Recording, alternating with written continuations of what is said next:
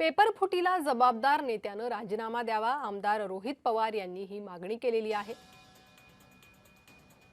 Paper फुटीचं प्रकरण तापलेलं आहे, जबाबदार नेत्यानं राजीनामा द्यावा अशी मागणी आमदार रोहित पवार करतायत।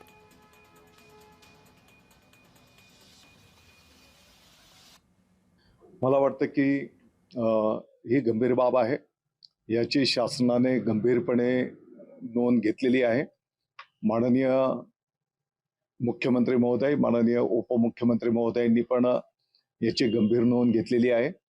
पोलीस प्रशासनाला त्याचा सखोल चौकशी करण्याचे आदेश त्या ठिकाणी देण्यात आलेले आहेत आणि या चौकशीतून जे काही समोर येईल त्या सर्वांवर त्या ठिकाणी कठोर कारवाई केली जाईल।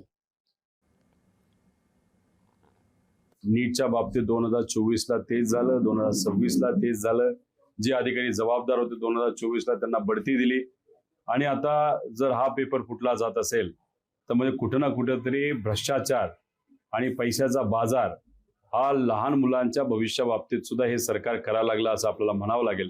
त्यामुळे 100% आमच्या सगळ्यांची मागणी असणार आहे की सरकारमधल्या जबाबदार नेत्यांनी तिथे राजीनामा हा दिलाच पाहिजे।